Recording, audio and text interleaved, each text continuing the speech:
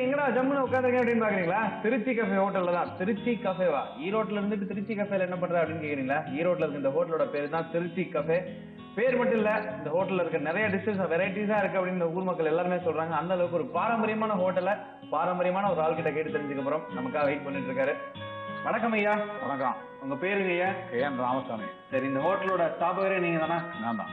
எவ்வளவு வருஷம் ஆச்சு இந்த ஹோட்டல் ஆரம்பிச்சு? 42 வருஷம் ஆச்சு. 42 வருஷம். 1969. ரொம்ப சிறப்பு. அதாவது இது என்ன பேரு திருச்சி கஃபே ஈரோட்ல வந்துட்டு? நான் வந்து திருச்சியில 20 வருஷம் வேலை செஞ்சேன் ஒரே ஹோட்டல்ல. அப்ப அங்கேருந்து ஒரு மனிதனா உருவாகி இந்த தொழிலை பத்தி தெரிஞ்சுக்கிட்டு வெளியே வந்தேன். வெளியே வந்து இது தனியா ஆரம்பிச்சேன்.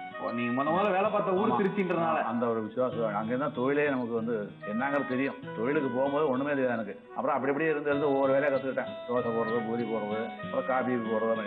அப்புறம் கடைசியில வரும்போது மேனேஜரா போட்டாங்க. நம்ம வெரி குட். அங்க எவ்வளவு வருஷம் வேலை பார்த்தீங்க? அதான் 21 வருஷம் ஒரே கடையில. ஆமா. ஆமா. அப்பா, வேலை பார்த்து மேனேஜர் பண்ணிட்டீங்க. அதுக்கப்புறம் உங்களுக்கு எப்படி என்ன வந்துச்சு தனியா ஆரம்பிக்கணும்னு? எனக்கு மாமனார் வந்து ஒரு ஹோட்டல்ல வந்து வேலை செஞ்சாரு. அவள ஒரு குரூப்ல இவருக்கு ரொம்ப பழக்கம். அவங்க சொன்ன மாதிரி நாங்க ஈரோட்ல ஒரு ஹோட்டல் வைக்கலாம் இருக்கோம், மாப்பிள்ளை வணக்கம் பாருக்கு சொல்லணும் அப்படின்னு சொன்னாங்க. அப்புறம் வந்து பார்த்தேன், பிடிச்சது. அப்புறம் என்னோட தம்பி வந்து பணம் இதெல்லாம் பண்ணாங்க. வீடு வைத்த பணம் கொஞ்சம் இருந்தது, அதை கொஞ்சம் போட்டு அதை வந்து தம்பியோட மாமனார்கிட்ட வாங்கி கொடுத்தாங்க, லோன் வாங்கி கொடுத்தாங்க. இப்போ வந்து அப்படி ஆரம்பிச்சதுதான் திருச்சி கஃபே. ஆமா, ஒரு 5 வருஷம் ஆச்சு ஹோட்டல் சொந்தம் வாங்கிட்டேன். அதே இடத்த அப்படியே. ரொம்ப சிறப்பு. அதாவது உழைப்பால் உயர்ந்தவர்ல நீங்களும் ஒரு ஆள் இல்லையா? அப்படி சொல்ல முடியாது. எவ்வளவு பேர் இருக்காங்க, அதோட கஷ்டம் தெரிஞ்சு வளர்ந்தவங்க. ஓகேவா?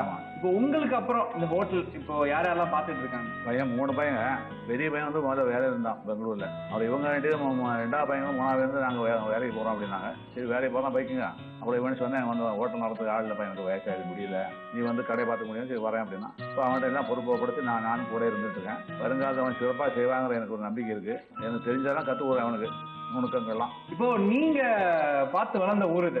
ஆமா. அன்னைக்கு இருந்ததுக்கும் இன்னைக்கு இருந்ததுக்கும் இந்த ஈரோட்டு மக்களுடைய பழக்க வழக்கங்கள், அவங்களுடைய இந்த லைஃப் ஸ்டைல் ஆனது எப்படி மாறி இருக்கு? என்ன மாதிரியான ஒரு ஃபுட்டை தேடி வராங்க இப்போ? அப்போதான் நவீன முறையில் இந்த தந்தூரி ஐட்டம், அது சைனீஸ் எல்லாம் சொல்லுவாங்களே, அந்த மாதிரி ஜாஸ்தி போக முடியுது. பழைய காலத்து ஐட்டம் நாங்கள் பண்ணுறதெல்லாம் வந்து திருச்சியில் கற்றுக்கிட்டதெல்லாம் வெள்ளையப்பம், தவற வடை, அப்புறம் வந்து ஸ்வீட் ஐட்டத்தில் ஒரு 5-6 ஐட்டம் இருக்கும். அக்காரோடத்துல காசி அல்வா, அவுல் கேசரி, பைனாப்பிள் கேசரி, தேங்காய் கேசரி, சீமைய கேசரி, இதெல்லாம் கூட வாரத்துக்கு 6 நாள் 6 கேசரி போடுவேன். இந்த 6 கேசரியும் ஜனங்கள் பிடிக்குது, அது தேடிட்டு வராங்க.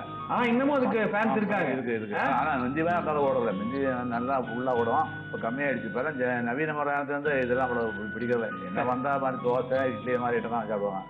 இப்போ உங்களுக்கு இந்த துறையில பார்க்கும் பொழுது ஒரு 50-60 வருஷம் எக்ஸ்பீரியன்ஸ் இருக்குமா? ஆமா. 42, 62, 63 வருஷம் ஆச்சு. அப்பா, 63 வருஷம் எக்ஸ்பீரியன்ஸ். அப்படி இருக்கும்போது இன்னுமே இருக்கிற இந்த யங் ஜென்ரேஷனுக்கு அடுத்தடுத்து ஹோட்டல் வைக்கணும், திருச்சி கஃபே மாதிரி முன்னேறணும் அப்படின்றவங்களுக்கு என்ன டிப்ஸ் சொல்ல விரும்புறீங்க? உனக்குன்னா மெயினா வந்து டேஸ்ட் தான் முக்கியம். நம்ம வந்து அடுப்புகிட்டே வந்து பார்த்துட்டு இருக்கணும். ஒவ்வொன்றா அடி படுக்கிறதா, ஊச விடுறானா, கறியை விடுறானா, வறுக்கிறது கரெக்டாக வறுக்கிறானா சாம்பாருக்கு. அப்புறம் சமையல் பண்ணோன்னா எல்லாத்தையும் டேஸ்ட் பார்ப்பேன். நான் காலையில் டிஃபன் வந்து பையன் பார்த்துக்குவான், மத்தியானம் சாப்பாடு பார்ப்பேன், சாயங்காலம் அப்படி யாராவது கொஞ்சம் அப்படி டேஸ்ட்டாக பார்ப்போம். எதை நோக்கி திருச்சி கஃபேக்கு வராங்க? முதல்ல டேஸ்ட்டு, 2வது அன்பான வரவேற்பு, அதான் முக்கியம். நம்ம குடும்பத்துல ஒரு ஆள் மாதிரி அவங்க வந்து சாப்பிட்டு போறாங்க. மிஸ்டேக் இருந்தா, குறை இருந்தா சொல்றாங்க, நிறைய இருந்தாலும் சொல்லிட்டு போறாங்க. சரி. இப்ப இதுக்குன்னே உங்களுக்கு கிரௌட் இருக்காங்க, அதாவது ரெகுலர் கஸ்டமர்ஸ் எல்லாம் வெளியூர்கள்ல இருந்து வரவங்க அந்த மாதிரி இருக்காங்களா? ஆமா, இருக்காங்க. அவங்க வந்து தேடிட்டு வராங்க. அந்த ஆட்டோ விட்டு யார்கிட்ட கேட்டுவாங்க மாதிரி, எங்க நல்லா இருக்கும் சாப்பாடு அப்படின்னு. அப்ப திருச்சிக்கான அவங்க சொல்லிடுவாங்க. அது மாதிரி கொண்ட விட சொல்லுவாங்க, கொண்ட விட்டுருவாங்க. திருச்சிக்கான ஓரளவு எல்லா ஆட்டோவுக்கும் தெரியும். சூப்பருங்க. இப்ப இன்னைக்கு இருக்கு இந்த ஜென்ரேஷன், நீங்க சொன்னீங்க அன்னைக்கு இருக்கு இந்த மெதுவடை, கார வடிச்சுல எல்லாம் யாருக்கும் பிடிக்கிறது இல்லைன்னு. இப்ப இன்னைக்கு ஏற்ற மாதிரி நீங்க மாறிக்கணும் இல்லையா? அப்பதான் நம்ம வந்து வாழ்க்கையில சக்சஸ் ஆக முடியும். அப்படி இருக்கும்போது இப்ப எவ்வளவு வெரைட்டிஸ் கொடுக்குறீங்க? என்னென்ன மாதிரியான வெரைட்டிஸ் எல்லாம் கொடுக்குறீங்க? இப்ப இந்த சைனீஸ் தந்தூரி ஐட்டம் தான், அது நிறைய ஐட்டம் இருக்கு. அது அவங்களா அந்த புக்கை பார்த்து படிச்சு சொல்றது. அது இதெல்லாம் உங்களோட பிக்கப் பண்ணிட்டாங்க, உங்களோட மூத்தவர் பிக்கப் பண்ணிட்டாரு இந்த சைனீஸ் தந்தூரி. அதெல்லாம் அவன் தான், நானே இல்லது, எனக்கு தெரியாது அதை பத்தி. Very good. நான் கத்துக்கவே இல்லை. அவன் தான் ஈடுபட்டு நடத்திட்டு இருக்காரு. ஐயா, இப்ப உங்களுடைய மேற்பார்வையில நீங்க அதாவது பில் கவுண்டர்ல உட்காரும் போது இல்ல மக்கள் சாப்பிடும் போது பாக்குறதுல அதிகமா எதை இன்னைக்கு இருக்கிற ஜென்ரேஷன் விரும்பி சாப்பிடுறாங்க உங்க கடையில?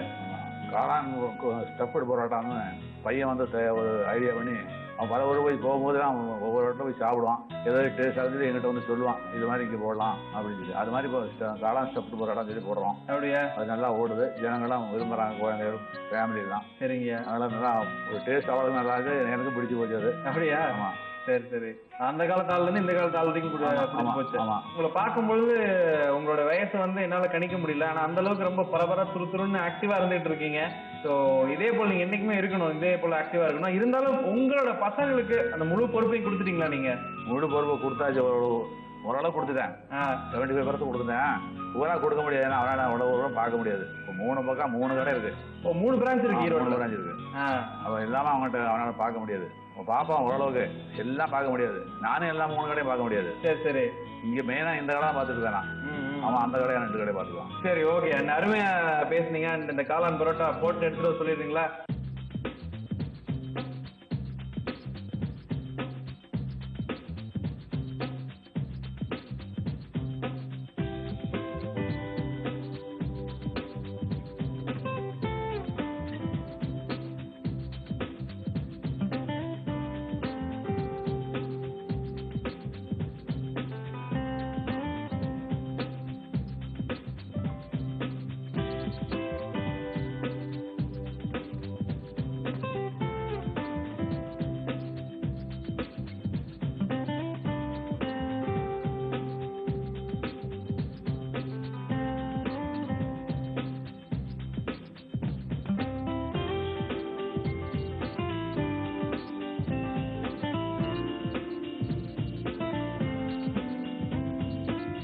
இப்போ ஃபேமிலி பத்தி சொல்லுங்க. ஃபேமிலி ஒய்ஃப் வரா போ கடைக்கு ஒரு 10 வருஷமா. இப்போ 10 வருஷம் குறையாம இருக்கும். வந்து உள்ள எல்லாம் பாத்துக்குவாங்க. வீட்டுல அவங்களோட ஹெல்ப் வந்து 10 வருஷமா இருக்கு. நீங்க அதுக்கு முன்னாடி எப்படி அவங்க? முன்னாடி ஆரம்பிச்சாச்சு. அதாவது வீட்டுல வச்சு ஆளுங்க வச்சு உளுந்து கழுவுறது, கறியெல்லாம் வந்து கிளீன் பண்ணி அதை வந்து மறுபடியும் எரிய விடுறது அடுப்பு ஒண்ணுக்கு. காமெல்லாம் அறை இருக்கும். அதை ஒரு கூடையில போட்டு நல்லா தண்ணி ஊற்றி கழுவு, அதெல்லாம் ஆடை செய்யறது. அப்புறம் இங்க இந்த ஆடையெல்லாம் எடுத்துவோம். பாலினோட ஆடை அது உர ஊத்துறது, அது மட்டும் கரைஞ்சி வெண்ணெய் ஆக்கிட்டு மறுபடியும் இங்கே கொடுத்து விடுவோம் நெய்க்கு. அது மாதிரி உள்ள அதாவது கடைக்கு வராம ஹெல்ப் பண்ணிட்டு இருந்தாங்க. அப்போ தெரியாது, சின்ன வயசு தானே, கல்யாணம் புதுசு. அப்புறம் மொள்ள ட்ரைனிங் ஆகி இப்போ கடையை வந்து மெயின்டைன் பண்ணிட்டு இருக்காங்க. இப்போ வந்துருச்சு போலயே காளான் பரோட்டா வந்துருச்சு. காளான் பரோட்டா சாப்பிட்டு பாருங்க, எங்க கடை டேஸ்ட் பாருங்க. இது எவ்வளவு ஒரு பிளேட்டு? 35 ரூபா. 35 ரூபா. ஒரு பரோட்டா சாப்பிட்டா திருப்தியா இருக்குமா? நீங்க ஆரம்பிச்சதுக்கு அப்ப இப்பயும் ரேட் எக்குத்தப்பா இருக்கு. அப்ப ஆரம்பிக்கும் போது சாப்பாடு வந்து 80 பைசா. 80 பைசா. தயிர் 20 பைசா, 1 ரூபா தான். இட்லி 20 பைசா, அல்ல இட்லி 10 பைசா, தோசை 20, காபி 4 அந்த காசுலாம் இல்லாம போயிடுச்சு. ஆமா, காசே இல்ல. நான்லாம் செல்லாது இனிமே. ஆமா, அருமை அருமை. அதாவது இந்த விலைவாசியா இருக்கட்டும், மக்களுடைய லைஃபும் அதுக்கேற்ற மாதிரி மாறிடுச்சு. சூப்பருங்க. இது எப்படி சேருது இந்த காளான் ஸ்டஃப்டு பரோட்டான்றது? காளான் வந்து வெட்டி கொத்து வெட்டி தண்ணீர் போடணும், வெந்நீர் போட்டு எடுத்துனது. அப்புறம் வெங்காயத்தை வட்ட சோம்பு சாமான் சேர்த்துட்டு வதக்கலாம். நல்லா வதக்கி அதை உள்ள வச்சு இது எல்லாத்தையும் இந்த காளானை போட்டு நல்லா வதக்கிட்டு அப்புறம் பரோட்டா பரோட்டா மாதிரி வீசி போடுறது, துணி மாதிரி வரும். அதுக்குள்ள எல்லாத்தையும் உள்ள வச்சு நல்லா மடிச்சு தோசை கல்ல போட்டு எடுக்க வேண்டியது. கிட்டத்தட்ட மசாலா தோசை மாதிரி தான். மசாலா தோசை மாதிரி தான் அது. அருமை அருமை. ஓகேங்க, நான் இப்போ இதை சாப்பிட்றேன். ரொம்ப சந்தோஷம் உங்களுக்கு சந்திச்சதுல. உங்க மாதிரி பெரிய ஆட்கள் சந்திக்கும் போது நிறைய விஷயங்கள் கத்துக்கணும் அப்படின்ற ஆர்வம் எங்களுக்குள்ளாரையும் வருது. நிறைய பார்த்துட்டு இருக்க அத்தனை பேருக்கும் ஹோட்டல் ஆரம்பிக்கணும்ன்ற அந்த இன்ஸ்பிரேஷன் இன்னைக்கு கொடுத்துட்டீங்க. ரொம்ப நன்றிங்க. உழைப்பு தான் முக்கியம். நிச்சயமா நம்ம வந்து எந்த தொழில் செய்யறோமோ அதுலயே நம்ம ஈடுபாடா இருக்கணும். கண்டிப்பா எல்லாரும் தெரிஞ்ச தொழிலே செய்வோம் அப்படின்னு சொல்லிட்டு சந்தோஷம். நான் சாப்பிட்டு எப்படி இருக்குன்னு சொல்றேன். சாப்பிடுறேன். நன்றிங்க. காளான் ஸ்டஃப்டு பரோட்டாவை டேஸ்ட் பண்ணி பார்த்துருமா? அடடே, பாத்தீங்களா எவ்வளவு நீட்டா ஸ்டஃப் பண்ணிருக்காங்க அப்படின்னு சொல்லிட்டு. இதை நம்ம வந்து இதுக்கு தெரிஞ்ச எனக்கு குருமா ரைத்தெல்லாம் தேவையில்லை, பட் இருந்தாலும் இந்த ஸ்டஃப்போட எப்படி இருக்குன்றத டேஸ்ட் பண்ணி பார்த்துருவோம். பிரமாதங்க. எப்பயுமே இந்த மாதிரி ரொம்ப எஸ்டாப்ளிஷ்டான பழங்காலத்தோட பாரம்பரியத்தை நிலைநாட்டி வந்துட்டு இருக்க ஹோட்டல்ல எல்லாம் வந்து புதுசு என்ன வந்தாலும் சரி உடனே பிக்கப் பண்ணிப்பாங்க. அதுக்கேற்ற மாதிரி இந்த டேஸ்டும் அதே தான். அதே அந்த ரொம்ப ஆயில் இல்லாம, ரொம்ப ஸ்பைசி இல்லாம, பட்டை சோம்புன்னு உடம்புக்கு ரொம்ப கெடுதல் விளைவிக்கக்கூடியது இல்லாம ஃபர்ஸ்ட் குவாலிட்டி யூஸ் பண்ணி பண்ண ஒரு பரோட்டா அப்படின்றது தெரியுது. பிரமாதங்க. அதாவது 35 ரூபா எனக்கு தெரிஞ்சு இந்த பரோட்டா கம்மின்னு நினைக்கிறேன். தாராளமா எவ்வளவு வேணாலும் குடிக்கலாம். ஏன்னா இன்னைக்கு வந்து ருசிக்கா எவ்வளவு செலவு பண்றதுக்கு நம்ம மக்கள் தயாரா இருக்காங்க. அப்படி ஈரோடு மக்கள் கிடைச்ச ஒரு வரப்பிரசாதம் தான் இந்த திருச்சி கஃபே ஹோட்டல். ஈரோடு மக்கள் மட்டும் இல்ல, ஏன் தமிழ்நாட்டில் இருக்க எந்த இடத்துல இருந்தாலும் சரி, ஈரோடு பக்கமா வந்தீங்கன்னா திருச்சி கஃபேல இறங்கி சாப்பிட்டு போங்க. ஜங்ஷன், மெயின் ரோடு 2 இடத்துல இந்த பரோட்டா மட்டும் இல்ல, இன்னும் எவ்வளவு வெரைட்டிஸ் இருக்கு, சாப்பிடலாம்.